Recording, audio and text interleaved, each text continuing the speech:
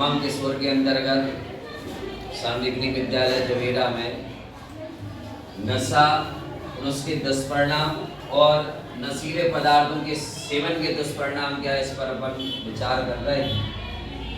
तो सबसे पहले तो हम जाने कि नशा क्या है।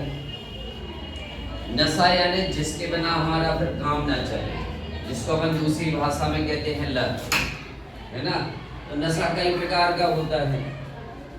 मद्यपेय में भी आ सकता है नशा, ताश खेलने में भी आ सकता है, मोबाइल भी एक नशा है, क्योंकि जब हम ज़्यादा समय उसमें देने लगे, इसका मतलब कि हम अपने जो निजी कामों में भी यदि हम अधिक समय मोबाइल में दे रहे हैं तो वो भी एक नशा हो गया है। और तंबाकू सेवन भी एक नशा है, ठीक है ना। अब होता क्या है, हम इस पे भी विचार करें कि नशा आता कहाँ से है, इसके कारण क्या है। तो हमने देखा कि बहुत सारी चीज़ें हैं। सबसे पहले तो नशा जो आता है, जिसकी हमें लत पड़ जाती है, उसमें हम यदि परिणाम देखें तो कहाँ से शुरू होते हैं। एक तो आता है सबसे पहले उत्सुकता से।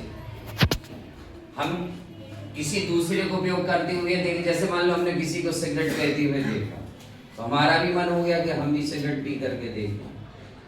तो ये धीरे धीरे फिर क्या होता, हम उसके हैबिचुअल होने लगते हैं, फिर वो हमारी आदत में आने लगता है। उत्सुकता भी हो गई, किसी को शराब पीते हुए देख लिया तो इसके हमें उत्सुकता जाग गई हमारी। इसके अलावा जैसे हम देखें तो अनुकूलता, मान लो हमारे मित्र मंडली है, आसपास का वातावरण अनुकूल है, तब भी हम नशे में जा सकते हैं, क्योंकि हमें किसी का डर है नहीं होता है, ठीक है ना। तीसरा आता है जैसे परिवार का वातावरण। परिवार में कोई व्यक्ति कुछ ऐसी वस्तुओं का उपयोग कर रहे हैं जो धूम्रपान के अंतर्गत आती हैं या नशा के अंतर्गत आती हैं, तो हमारा फिर क्या होता है, वहाँ पर हमें अनुकूलता भी बन जाती है और उत्सुकता भी बढ़ जाती है हमारी, ठीक है ना। जैसे मान लो कोई घर में सिगरेट पी रहा, बीड़ी पी रहा है, तो हमने ही सोचा कि चलो हम भी पी करके देखते हैं। या घर में जुआ खेलने की आदत है तो हम भी कभी कभी देखते देखते उनके साथ बैठने लगते हैं। इसी तरह से बातें आगे बढ़ती हैं। फिर आता है कई बार फिल्म तो इसलिए बहुत बड़ा कारण है। पुरानी फिल्मों में अल्कोहल और धूम्रपान आम बात हुआ करती थी।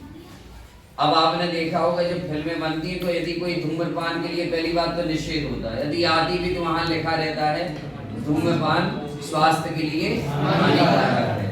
या कोई अल्कोहल वाला भी सीन आता है तो उसमें लिखा रहता है यदि शराब सेवन जो है स्वास्थ्य के लिए हानिकारक है। अब इस पर फिर हमें विचार करना चाहिए कि जो हमारी आदत बन गई है ये हमारे लिए, हमारे परिवार के लिए किस तरह से घातक है। आपके लिए स्वयं घातक है, क्योंकि आपका स्वास्थ्य गड़बड़ होगा निश्चित तौर पर होगा। उसके साइड इफेक्ट हमारे सामने आने लगेंगे, जैसे कमजोरी आएगी, हाथ पैर होंगे, दांत वगैरह हमारे पीले लाल हो जाएंगे, या फिर जो हमें आवश्यक रस चाहिए थे वो जब हमारे शरीर में नहीं पहुंचेंगे तो हमारा पाचन तंत्र भी प्रभावित होगा। अधिक सेवन से कई बार क्या होता है, लीवर प्रभावित होता है। तो इससे स्वास्थ्य संबंधी आंखों में भी कम दिखना, चक्कर आना, ये सब साइड इफेक्ट हैं। और इससे यदि हमें बचना है तो हमें दृढ़ इच्छा शक्ति रखना पड़ेगी। दृढ़ इच्छा शक्ति क्यों रखना पड़ेगी, क्योंकि नशा आ गया मतलब हम जो है उसके हैबिचुअल हो गए, तो उससे निकलना इतना आसान नहीं रहता है। हो सकता कुछ आप ऐसी ड्रगों का उपयोग करने लगे जो केमिकल युक्त होती हैं, परंतु वो ज्यादा प्रभावशील होती हैं, तो उनसे बचना इतना आसान नहीं रहता। तो हमें दृढ़ इच्छा शक्ति रखना पड़ेगी। और फिर हमें परिवार का यदि सहयोग मिल रहा है तो फिर तो हमें और अच्छे से सहयोग करना चाहिए। कुछ रिहैबिलिटेशन सेंटर भी होते हैं, नशा मुक्त केंद्र भी होते हैं, उनसे करें। या फिर हमें ऐसा लग रहा कि ये टाइम हमारा ये धूम्रपान या कुछ का है, इससे हमें बचना, जैसे पान की आदत पड़ गई मान लो, तो हम लौंग खा लें, इलायची खा लें। आपको लग रहा कि तंबाकू के बिना काम नहीं चल रहा तो हम काली मिर्च वगैरह खा करके उसका सॉल्यूशन निकालें। ये चीजें आपको केवल नहीं सीखना है, आपके परिवार में, आपके आसपास के बाद आपके मित्रगण भी यदि इसमें इन्वॉल्व हैं तो हमें उनको रोकना है और एक दूसरे के साथ सहयोग करते हुए आगे बढ़ना है। तब हम नशा मुक्त जो है अपने क्षेत्र को, अपने गांव को, अपने स्कूल को, अपने देश को मुक्त कर सकते हैं।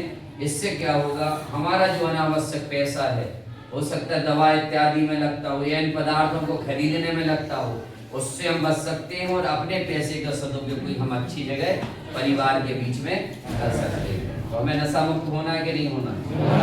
तो अपन दृढ़ संकल्पित हैं। Thank you.